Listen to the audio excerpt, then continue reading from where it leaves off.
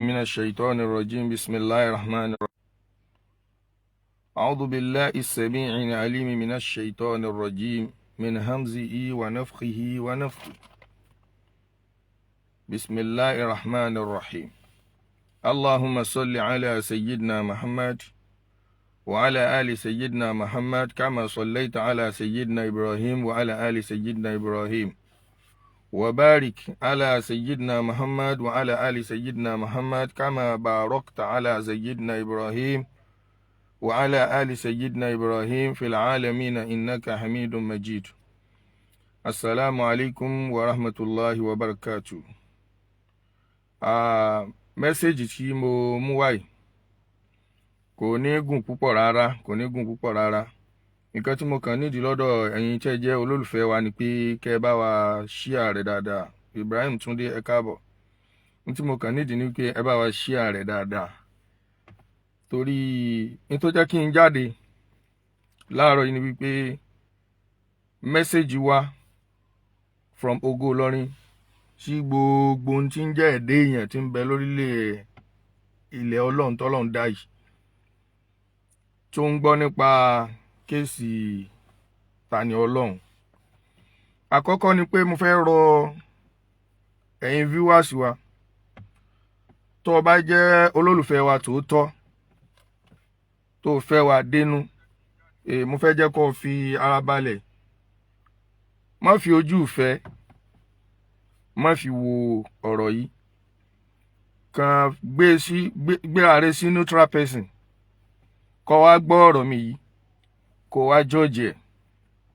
Ení ẹlẹ́ẹ̀kejì òun ni ẹ̀yin tí ẹ gbà tiwa tẹ́ hate tiwa gan, mo tún rọ ẹ̀yin náà kẹ́yin náà gbé hatred kẹ́ ẹ gbé sí ẹ̀gbẹ́ kan, kẹ́ ẹ wá gbé ojú ẹ gbéra yín sí neutral person, kẹ́ ẹ gbéra yín síbẹ̀ kẹ́ ẹ wá judge ọ̀rọ̀ yìí.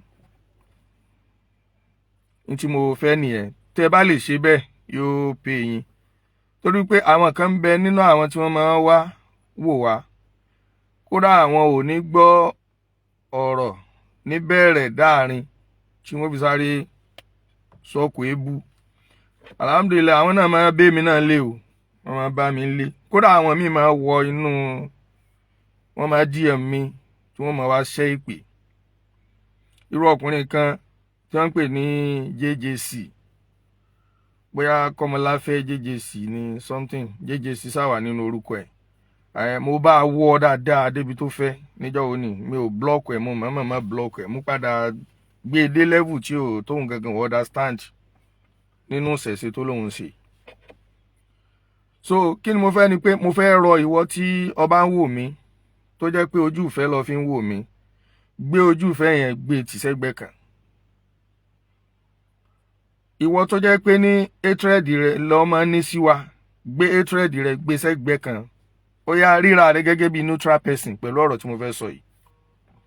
Torí pé ní ọ̀rọ̀ tí apá bá sọ òde ọ̀run ló ti wá. Tẹ́ bá gbọ́ kinní kan nípa Tani Olohun lóòrùn tòní tí ń ràn yìí, tẹ́ ẹ bá ti gbọ́ lẹ́nu ààrẹ wa bàbá Bariga, tẹ́ ẹ gbọ́ lẹ́nu vice president wa bàbá wa Dr. Ahmed Ọláríwájú Alfulani, ẹ gbọ́dọ̀ gbọ́ lẹ́nu èmi Sheikh Sakamo tí mò ń jẹ́ ọmọ wọn, tí mo jẹ́ PRO fún gbogbo Ògo Ìlọrin. Ẹ gbọ́dọ̀ gbọ́ lẹ́nu mi. Ntẹ́ bá ti wá gbọ́ lẹ́nu mi yẹn confam ni. Kí ni tí ń ṣẹlẹ̀ ni wípé wọ́n sọ Ògo Ìlọrin lẹ́nu. Kódà lọ́dọ̀ mùsùlùmí mi ara wa ń rí wa nírí aláṣejù. Wọ́n sọ àwọn àfáà Ìlọrin lẹ́nu, wọ́n rí wa gẹ́gẹ́ bí aláṣejù. Tó bá ti wá gbé hatred yẹn sẹ́gbẹ́ kan, àbọ̀ gbé likeness sẹ́gbẹ́ kan, tó wá gbé ààrẹ sí neutral person, all understand tí mo fẹ́ sọ yìí nísìn. Ok? Mi ò fẹ́ jẹ́ kí fídíò yìí gùn rárá. Kódà mi ò tiẹ̀ fẹ́ kó wọ 30 minutes, mo fẹ́ kó jẹ́ bí 25 minutes video kó lè ṣàǹfààní fáyé. Torí wípé Sayyidina Ali ní khairul kalam man qalla wa dalla. èyí tó fi ń dáa jù náà náà ni kọ́rọ̀ kéré kó sì ṣàǹfààní. kí ni mo fẹ́ fààyàn nínú ọ̀rọ̀ yìí ni wípé Ògo Ìlọrin wọ́n gbé Talẹ Ọlọ́hun lọ ilé ẹjọ́ fún defamation of character wípé ó bà orúkọ àwọn bàbá wa jẹ́. Awuyewuye ìwà ń ṣẹlẹ̀ lọ́tún lósì, yóò bẹ̀bẹ̀ kò ní bẹ̀bẹ̀, yóò bẹ̀bẹ̀ kò ní bẹ̀bẹ̀. Kangaroo court nílé ẹjọ́ kí wọ́n tiẹ̀ gbóníṣẹ̀ṣe kan lọ ilé ẹjọ́ bóyá bọ̀rọ̀ ìsún ẹ̀wọ̀n ló bá parí o, gbogbo ẹ̀ ó ṣẹlẹ̀. Bàbá Fálànà ń bọ̀ wá, ó ṣẹlẹ̀. Sòwòrẹ́ ń bọ̀ wá lọ́rin, ó ṣẹlẹ̀. Àwọn wọ́lọ̀ wọn láwọn ń kó àwọn oko ogun wá lọ́rin, gbogbo ẹ̀ lọ, kò sí nǹkan kan tó ṣẹlẹ̀. Ìgbà tí ó padà yá, ẹ̀bẹ̀ wá ń wọlé wẹ́rẹ́wẹ́rẹ́ látọ̀dọ̀ ìyá Talẹ Ọlọ́hun, látọ̀dọ̀ àǹtí Yínká TNT, kódà ọba Solomon bẹ̀bẹ̀. Ìgbà tó di àárín kan, Gloria Popsins page ó bẹ̀bẹ̀. Àwọn èèyàn wọ́n bẹ̀bẹ̀ lábẹ́lẹ̀. Àpótí ẹ̀rí wòlíì ó bẹ̀bẹ̀. So ìyá Talẹ Ọlọ́hun gan fúnra ara rẹ̀ wọ́n bẹ̀bẹ̀. Nígbà tí ó yá, ó padà di wípé ọmọ ìyá Talẹ Ọlọ́hun gangan tí wọ́n bí tẹ̀lé ó jáde, ó ní Talẹ Ọlọ́hun lòun rẹ̀ nìkankan ṣe. Gbogbo wa la mọ̀ gbà yẹn. Mo fọlọ́run bí ọmọ fojú ọ̀tẹ̀ wo ọ̀rọ̀ yìí, wọ́n sì fojú ìfẹ́ tọ́ ní sí wa pé mùsùlùmí ni ọ́, má fi wò ó. Kàn ríra rẹ as a neutral person. So ti yé, ríra rẹ as a neutral person. Gbogbo kíní yẹn ó lọ bẹ́ẹ̀. Gbà tó ní òun rán àwọn káwọn bẹ̀bẹ̀, òun rán ọkọ bẹ̀bẹ̀, kéèsì ń lọ. Nígbà tí kéèsì ń lọ yẹn, àwọn tí wọ́n rí wa gẹ́gẹ́ bí wípé àwọn ènìyàn yóò jẹ̀bi torí pé ó yẹ kọ́mọ yóò bẹ̀bẹ̀ ni wọ́n rí wa bẹ́ẹ̀. Àwọn tí wọ́n rí wa nírìípa àjẹ̀bi, wọ́n rí nírí ọ̀tẹ̀. Wọ́n wò wá, wọ́n fi ojú ọ̀tẹ̀ wo. Wọ́n ní wàhálà àwọn àfáà pọ̀, alákatakítí ni wọ́n, oníjàgídíjàgan làwọn mùsùlùmí, ìyẹn náà lọ bẹ́ẹ̀. So ọ̀rọ̀ yẹn lọ báwọn. Ìgbà tó yá, tẹ́gbèrègbè tí agbára àwọn oníṣẹ̀ṣe ò ká ọ̀rọ̀ Talẹ Ọlọ́hun mọ́ torí wípé wọ́n believe pé ọmọ yẹn wà lórí right. But ìgbà yẹn wọn ò tí mọ̀ pé àwọn ọmọ nǹkan tí ń jẹ́ òfin Nàìjíríà. Wọn ò tí mọ̀. Ara ìmọ̀fin ló jẹ́ kán mọ̀ wò pé dandan ni fádájọ́ láti fún Talẹ Ọlọ́hun ní bail. Rárá, kì í ṣe dandan ni fádájọ́. Tádájọ́ bá gbọ́ bail application àwọn lọ́ọ̀yà ti Talẹ Ọlọ́hun, yóò gbọ́ káńtà àtàwọn tí wọ́n pè lẹ́jọ́ náà. Èyí tó bá fẹsẹ̀ múlẹ̀ jù nínú ọ̀rọ̀ òun ni adájọ́ wá ṣe ìdájọ́ rẹ̀ lé lórí. Àwọn adájọ́ yẹn wọn ò mọ̀ wá rí, àjọ lájọṣepọ̀, àjọ níkankan, àkànbá wọn ládájọ́ tí ń dá ẹjọ́ nílé ẹjọ́ tí wọ́n gbé kéèsì wa lọ. Ìwọ tó bá wù kó believe yẹn, ìwọ tó bá wù kó má believe, that's your problem. Prince Gambari ẹ káàbọ̀. Madam Adepeju, mo kí yín. Princess Oniye, you are welcome. That's your problem. Wípé ó yẹ kán fún bẹ́ẹ̀lì, wọn fún bẹ́ẹ̀lì. It is not our concern. Kò kàn wá ntí ilé ẹjọ́ rí tí wọ́n rò kalẹ̀ lẹ́jọ́ nílé ẹjọ́ ló dájọ́ lé lórí. Wọn ò fún ní bẹ́ẹ̀lì. Until ìgbà tá a wá rí ìyá ẹ̀ tí ìyá ẹ̀ jáde, tí àpótí ẹ̀rí wá sí Ìlọrin, Gloria Popsins page àbí Popsins hub ó jáde, ó bẹ̀bẹ̀. Àwọn èèyàn ń pe bàbá Bariga, wọ́n ń pe bàbá Alifulani, wọ́n ń pè mí, wọ́n ń pe Sheikh Labib. Wọ́n ṣe bẹ́ẹ̀ lóríṣiríṣi tó já sí pé ní à ń rí ìjọmọlúàbí lára wọn. Àwọn tá a dẹ̀ ń rí, a rí wọn nírí ẹni tí a gbọ́dọ̀ ṣe lábùkù, tí a gbọ́dọ̀ kọ ìkọ̀rọ̀ sí lẹ́nu wa sí wọn bí ìgbà tá a ṣe wọ́n lábùkù ni. Ògo Ìlọrin wá ṣe meeting pẹ̀lú àwọn lawyers wa pé okay, ẹ̀yin lawyers wa, ẹ mọ́ kàńtàbélì ẹ̀ mọ́. Ẹ rí i pé ńgbà tí wọn ò kàńtàbélì ẹ̀ mọ́ torí pé àwọn lawyer tá a gbà àwọn lawyer yẹn wọ́n competent to the extent. Lawyer US Imam, Lawyer Saddam, Abọ́lájí Àjàsá, Bayero, Yaradua, Wàhábì Isa Ọdẹ́délé Ibrahim ìrántí orúkọ àwọn yòókù mọ́ ni. Àwọn lọ́ọ̀yà yẹn jìnnà. Lọ́ọ̀yà Hasan tẹ́ bá rí Hasan òun fẹ́lẹ́fẹ́lẹ́ báyìí lòun. Ẹ gbọ́ tí wọ́n bá ń kanta nǹkan àwọn eléyìí wọn á confuse adájọ́ síbi tí wọ́n bá ń fẹ́ torí wípé ní wọ́n mọ òfin yé wọn. Ok, ẹ jẹ́ ká máa lọ sínú ọ̀rọ̀. Ẹ̀yin lọ́ọ̀yà wa ẹ má tako béèlì wọn mọ́, ẹ má tako béèlì application wọn mọ́. Ẹ̀yin ẹ wò gbà tí wọn ò tako mọ́, ẹ wo bí rọrùn ṣe dé. Later ní lọ́ọ̀yà Tani Olohun kan nínú wọn béèrè fún ló request nílé ẹjọ́ pé kí ilé ẹjọ́ fún àwọn láàyè láti lọ ṣe settlement pẹ̀lú àwọn tí Tani Olohun ṣẹ̀.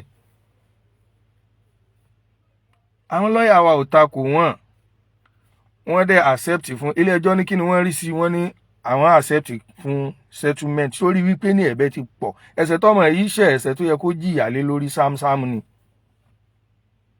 Wọ́n sì gbà. Ìgbà tí wọ́n gbà ẹ rí wípé ọ̀rọ̀ settlement yẹn àgbọ̀n kankan parẹ̀ mọ́. Lọ́ọ̀yà Olóbì níyà Tani Olohun padà wá gbé lọ bá Tani Olohun ní correctional center wípé tọ̀ lọ́ọ̀yà Olóbì tó fún wa nímọ̀ràn láti bẹ̀rẹ̀ wípé ká bẹ̀bẹ̀ ló lè pè wá ní òní jẹ́ kó pẹ́ níbí báyìí. Lọ́ọ̀yà Olóbì rèé, ó yá lọ́ọ̀yà Olóbì ẹ ṣègbésẹ̀ nípa ẹ̀bẹ̀.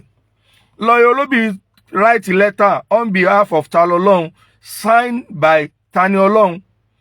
Gbogbo everybody sì rí lẹ́tà náà, ọkàn sì balẹ̀ wípé yes ọmọ yìí ready láti wà remorseful, ó ti wà remorseful, ó dẹ̀ ready láti ṣe apology fún tó ṣe torí wípé ní ẹ̀ṣẹ̀ tí Tani Olohun ṣẹ̀ kò kéré, ẹ̀ṣẹ̀ yẹn ò kéré nínú ayé. Mọ̀ ta ló ṣe ni à ń sọ fún yín pé Tani Olohun bà orúkọ àwọn èèyàn jẹ́ ní tí wọ́n yé ṣe ó ní wọ́n ṣe. Ẹ̀yin náà dẹ̀ rí. Ókè kí la lè fi yanjú ọ̀rọ̀ yìí ni wípé àfi kí Tani Olohun ó sọ wípé wọn ò ṣe, ẹ má bínú. Òun ni ó help àwọn ọmọ yẹn in future. Bóyá ẹlòmíì ò mọ tí wọ́n ń pè ní future. Àbí bóyá ẹlòmíì ti rò pé táyé òun bá ti dáa kò nídìí kóun jà kalẹ̀ fáwọn àrọ́mọdọ́mọ òun. Má ṣe táwọn ọmọ rẹ̀ ó fi gbé ọ ṣépè. Má ṣe táwọn ọmọ rẹ̀ ó fi gbé ọ ṣépè.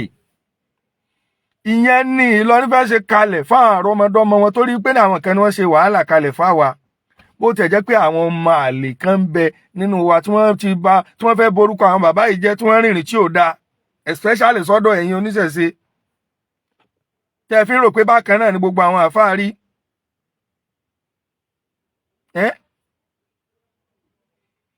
So kíní yẹn náà la nílò lórí ọ̀rọ̀ Tani Olohun pé okay kó kàn sọ wípé àwọn ẹni yìí o mo parọ́ mọ́ wọn tòótọ́ ni o, ẹ má bínú, ẹ foríjì mi, kó sì máa lọlé rẹ̀ láyọ̀ àti àlàáfíà. Torí tó bá di ọjọ́ iwájú àwọn ọmọ àwọn ẹni yìí wọ́n lè jáde fún gọ́vnà, wọ́n lè fẹ́ jáde fún president, wọ́n lè fẹ́ wá political post kan kó wá jẹ́ wípé kíní yẹn ni wọ́n á fi tákù wọn wípé ní ìwọ ọmọ tí bàbá rẹ̀ ti bá wèrè sùn nílé àkọ́kù rí.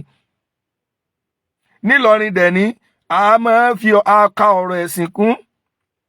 Irú bàbá Òkútagídí tí wọ́n ló sànlé, tí Tani Olohun ló sànlé, wọ́n lè sọ pé ìwọ ọmọ àlè ní ẹ̀yin tó jẹ́ pé òsàlẹ̀ ń sìn lé yín tí èsì ìṣẹ̀lẹ̀ bẹ́ẹ̀ nílọrin, wọ́n lè torí ẹ̀ mọ́ fún yàn nípò nílọrin. Wọ́n lè torí ẹ̀ mọ́ fún yàn ní ipò nílọrin nítorí tí Tani Olohun àlẹ́jì àwọn bàbá yìí fún. Àwọn bàbá yìí wá fẹ́ kó clear àwọn, kó sọ wípé ní wọn ò ṣe nítorí pé wọn ò ṣe ń tòótọ́, kí ìyẹn máa jẹ́ evidence fún jọ́ tán bá fẹ́ tákù àwọn ọmọ pé ẹ̀yin tí wọ́n ní bàbá yín bá wèrè sùn yìí, ẹ̀yin tí wọ́n lẹ̀ ló ń sàn lé. So wọ́n á dẹ̀ yọ evidence yẹn pé ẹni yìí o lẹ́tà tó fi bẹ̀bẹ̀ rèé o. Lọ́ọ̀yà Olóbì tó wá ráìtì lẹ́tà àwọn ibi tọ́rọ̀ wá wà gangan rèé o.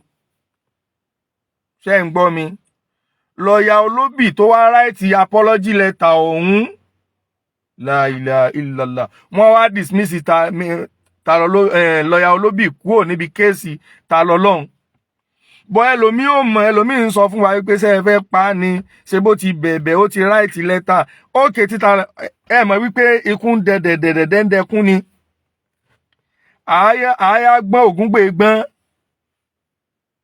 ẹni tó ráìtì lẹ́tà apology ẹ wá dismiss ẹ̀ kúrò níbi case wípé ẹ fẹ́ ẹni yẹn níbi case yín mọ́.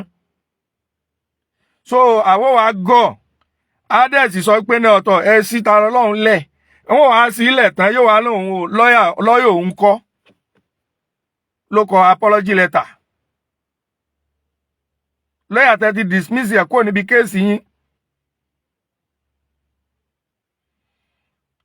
Ikú ṣàánú Ifá Móríyọ Adéwálé ẹ̀yin kẹ́lẹ́ kọ́ wa nírìn tá rìn sí ọ̀rọ̀ Saheed Shittu ẹ rọra fi bẹ̀hún lẹ̀ èmi ò ní máa jábọ́ sí yín lọ́wọ́ kí ló kàn yín pẹ̀lú ọ̀rọ̀ Saheed Shittu ṣebí mùsùlùmí ni Saheed Shittu ẹ máa wo gbèsè ti Saheed Shittu tí ó ṣe tí ò bá ṣe gbèsè ẹ máa wo táwọn ó ṣe ẹ fàárín yẹn lẹ̀. Ikú ṣàánú ọ̀rọ̀ tí mò ń sọ yìí ni kẹ́ẹ̀kan listen sí kẹ́ẹ̀kan gbé hatred sẹ́gbẹ́ kan ẹ gbé likeness sẹ́gbẹ́ kan ẹ fi ra yín sí neutral person pé wọ́n ní kẹ́ ẹ dá ọ̀rọ̀ tí mò ń sọ yìí. Mo ti sọ̀rọ̀ yẹn láti bẹ̀rẹ̀. Ifá Móríyọ tó bá yẹ pé lóòótọ́ òdodo ni Ifá máa ń sọ bẹ́ẹ̀ tí máa ń claim ẹ gbọ́ ọ̀rọ̀ yìí pẹ̀lú pé ẹ wà neutral láàrin wa ẹ má ríra yín gẹ́gẹ́ bíi pé mo hate àwọn mùsùlùmí ẹ sì má ríra yín gẹ́gẹ́ bíi pé mo like mùsùlùmí ẹ̀yin ẹ kàn gbéra yín sí neutral person pé ọ̀rọ̀ táfà yìí sọ kalẹ̀ yìí ṣé irọ́ ni àbó òótọ́ òkè tó bá jẹ́ òótọ́ ṣé ó yẹ kó rí bẹ́ẹ̀ tó bá jẹ́ irọ́ ṣó yẹ kó rí bẹ́ẹ̀ ẹ̀yin ẹ kàn gbéra yín síbẹ̀ ẹ fọ̀rọ̀ Saheed Shittu lẹ̀ ẹ lè kọ́ wa ní ìrìn tárin àwa la mọ èyí tó tọ́ọ̀chì wa nínú ọ̀rọ̀ Saheed Shittu ọ̀rọ̀ ẹ̀sìn lòun bá wa jà sí lóòótọ́ defamation jáde nínú ọ̀rọ̀ ẹ̀ sì wá lè kọ́ wa pé ìrìnwó láàrin lérí ẹ fàárín yẹn kalẹ̀. Saheed Shittu wà láyé kò kú kò sì ní kú ní sàásín àwa náà ń bẹ láyé àkú a sì ní kú ní sàásín ẹ fi wálẹ̀. Ṣebí kan ni bàbá aládò ṣe ń jò ní bàbá aládò ti proof ọmọlúàbí ṣebí mi tí mo jáde ní tí mo wá jí sí Ògo Ìlọrin fún gbogbo ayé bàbá aládò ó ti ṣe ìgbésẹ̀ tó yẹ kó ṣe ẹgbọ́n ẹni tí ń pa ẹ̀ mọ́ lẹ́yìn pé bẹ́ẹ̀bẹ̀ ó tún ṣe appreciation. So ẹ jẹ́ ká padà sí inú ọ̀rọ̀ ìṣe tí Tani Olohun tí ẹ̀bẹ̀ tí Tani Olohun bá bẹ̀ òun ló lè tún orúkọ àwọn ẹni yìí ṣe kò sí ní ta fẹ́ gbà mí kó lẹ́wọ̀n tẹ́ ẹ bá fi ìwà yìí sùn débẹ̀. Ẹ wá mọ àwò ẹ wá ń sọ fún wa ẹlòmíì wá ń pè wá ẹlòmíì ò mọ tí ń ṣẹlẹ̀ ní wá ń sọ wípé jẹ́ ń dá ọ lóhùn tiẹ̀ díẹ̀ bóyá ìfẹ́ àbí kí n mo rí jẹ́ ń dá ọ lóhùn díẹ̀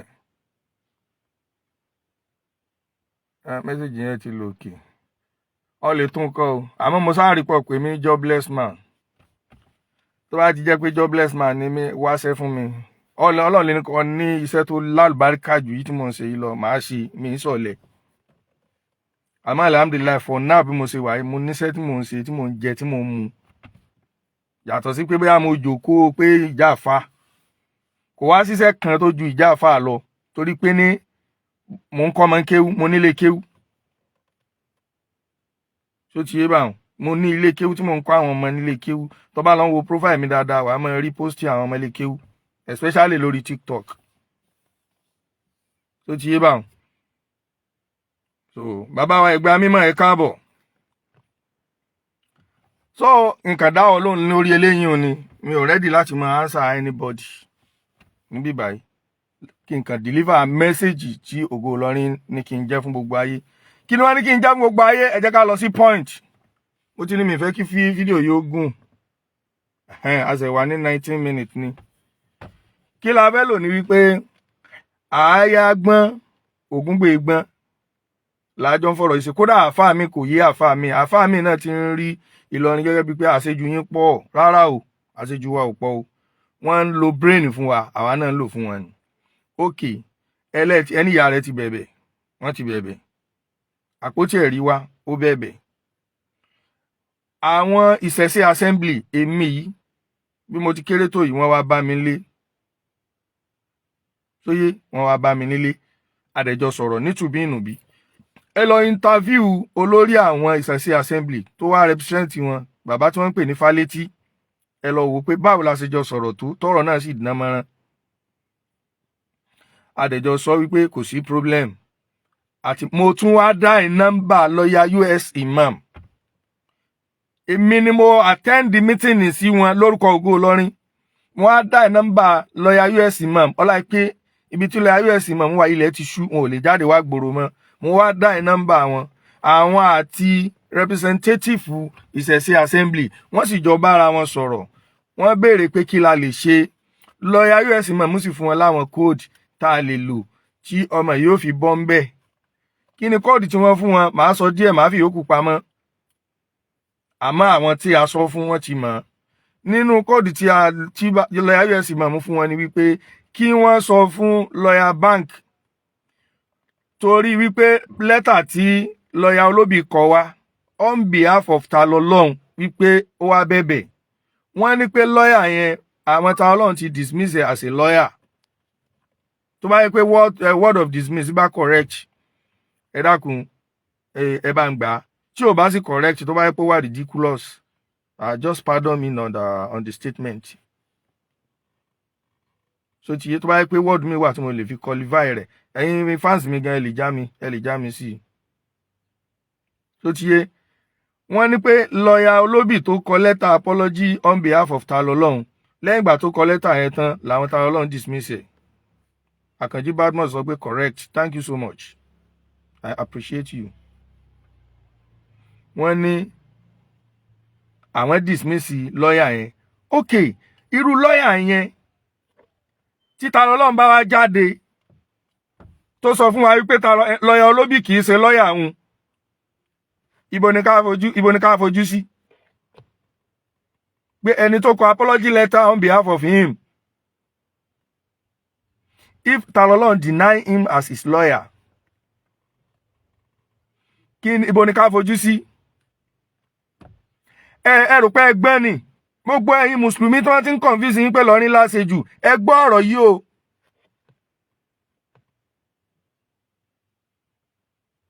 ẹ gbọ́ ọ̀rọ̀ yìí o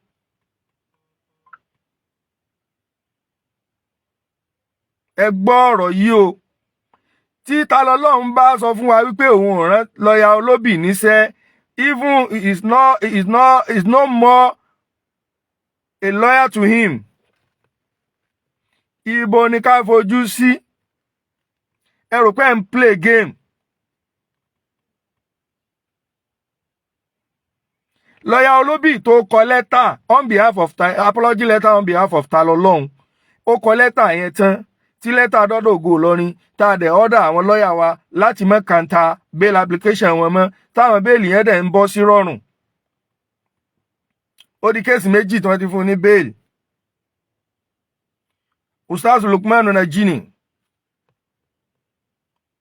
àlékún àlàáfíà Ọlọ́run kọ́lọ́run bá ń ṣe fún yín ẹ̀yin náà ẹ máa gbọ́rọ̀ yìí lọ́ọ̀yà Tani Olohun tó kọ lẹ́tà apology wá lọ́ọ̀yà olóbì ó kọ lẹ́tà yẹn wá tán kò ju ọ̀sẹ̀ mélòó rẹ̀ kan lọ ni wọ́n dismiss ẹ̀ as Ta Lọ́lọ́hun lọ́ọ̀yà Ta Lọ́lọ́hun lòun ò fẹ́ mọ́ ní lọ́ọ̀yà òun bàbá wa Táyé Ìjọba Àjàdí Ìbàdàn Ọlọ́run fi yín láyà balẹ̀ olólùfẹ́ wa tòótọ́ àfá àti kìí ta àfá ẹgbẹ́ ẹ̀ mo máa ń rí tẹ́ mọ́ ń share program wa Ọlọ́run ò ní fi yín lẹ̀ láíláí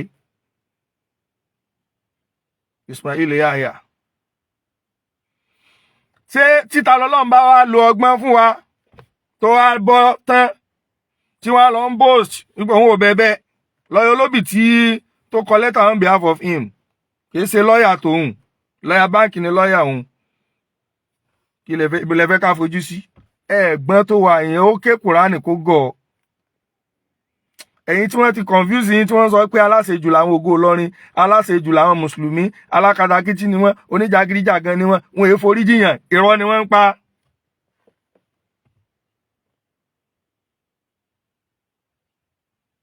Ṣẹ́gẹ́t irọ́ ni wọ́n ń pa. Okay, ńgbà tí àwọn ìṣẹ̀ṣe assembly wá bá mi nílé wípé wọ́n béèrè pé bonika ti meet, mo ní mo wà ní family house. I was in my family house compound. Wọ́n sì wá, mo pe Bàbá Bariga order mi láti dá wọn lóhùn. Sheikh Alifulani order mi láti dá wọn lóhùn. Bàbá Sheikh Labeeb Lagbaji wọ́n order mi láti dá wọn lóhùn. Bàbá Kéwùgbèmí, Bàbá Lágòrò, Àfà Lágbójì, Mukadam Solihin, Àfà wa Aribidesi, àti gbogbo tí ń jẹ́ Ẹ̀gbá mímọ́, Sheikh Lukman, gbogbo wọ́n order mi láti attend sí meeting wọn. I attend sí meeting wọn. Immediately I called lawyer Imam láti bá wọn sọ̀rọ̀. Lawyer Imam dẹ̀ sọ fún wọn pé kò sí problem, kò sí ní tá fẹ́ fi kó wá ń bẹ̀ yẹn ṣe. Lóun di wọn gbà tó bá ti ṣe normal thing tó yẹ kó ṣe, wọ́n dẹ̀ agree, wọ́n accept wípé kò sí problem, ó máa ṣe. But the only thing táwọn fẹ́ pé àkíyèsí sí ni pé lawyer Olóbì tó kọ apology letter wá, Ọlọ́run ti dismiss as his lawyer.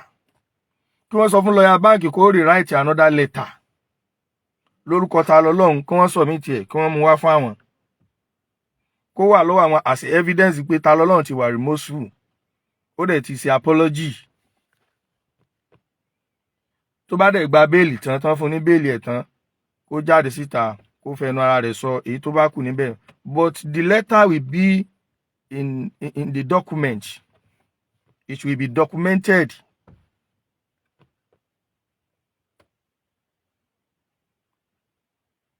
Ṣé ẹ rò pé ẹ gbọ́n jù wá lọ ni?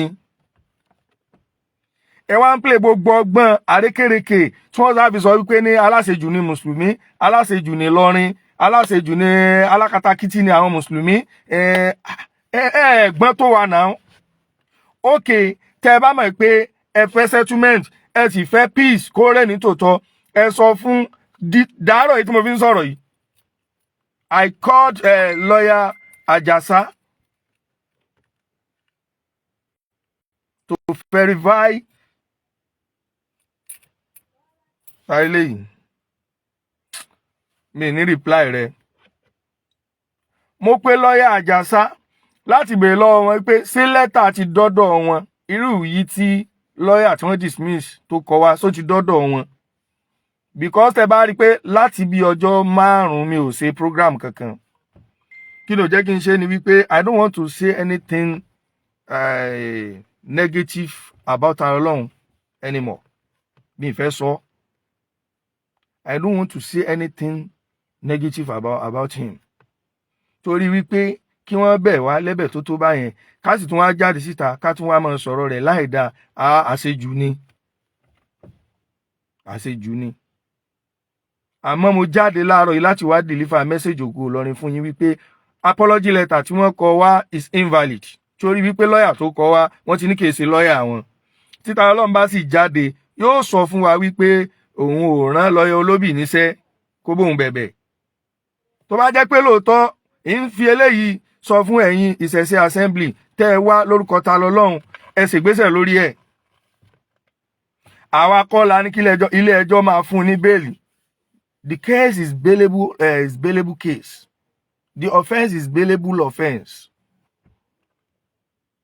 Ó lẹ́tọ̀ọ́ àti gba bail, but kò pọn dandan fádájọ́ láti fún yẹn ní bail. Òun ló fa bail rẹ̀ tí fi ń delay. Torí pé àwọn lọ́yà wa náà ń takú rẹ̀, wọ́n kanta ẹ̀ pẹ̀lú òfin.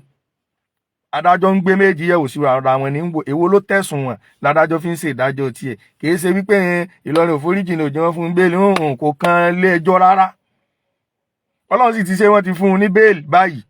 So kéèsì rẹ̀ lè máa lọ. Kéèsì rẹ̀ lè máa lọ. Wallahi.